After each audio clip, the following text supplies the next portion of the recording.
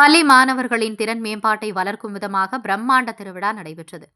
சென்னை செங்குன்றம் அருகே ஆங்காடு கிராமத்தில் உள்ள ஸ்ரீ கிரிஷ் இன்டர்நேஷனல் பள்ளியில் பள்ளி மாணவர்களுக்கான திறன் மேம்பாட்டு திருவிழா பள்ளியின் சிஇஓ மருத்துவர் ஜெய் கார்த்திக் தலைமையில் நடைபெற்றது.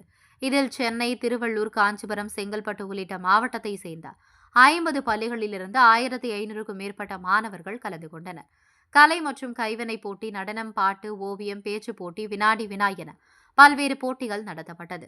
3 பிரிவுகளாக நடத்தப்பட்ட இந்த போட்டியில் மாணவர்கள் ஆர்வத்துடன் கலந்து கொண்டு தங்கள் தனித்திறமைகளை வெளிப்படுத்தினர். குறிப்பாக மாணவர்களின் அறிவியல் கண்டுபிடிப்பு பார்வையாளர்களை வெகுவாக கவர்ந்தது. இதில் விவசாய நிலங்களில் தேங்கும் தண்ணீரை வெளியேற்றும் தானியங்கி கருவி மற்றும் ரேசிங் ட்ரோன்களை கண்டுபிடித்து மாணவர்கள் அசத்தியிருந்தனர். அதேபோன்று தர்மோகோலால் செய்யப்பட்ட மரம், பேப்பர் கப்பை கொண்டு செய்யப்பட்ட மாட்டு வண்டி போன்ற மறுசுழற்சி பொருட்கள் பார்வையாளர்களை வெகுவாக கவர்ந்தது. போட்டியில் வெற்றி பெற்ற மாணவர்களுக்கு குடியரசு தினத்தன்று 3 லட்சம் ரூபாய் அளவிலான பரிசு வழங்கப்பட உள்ளது.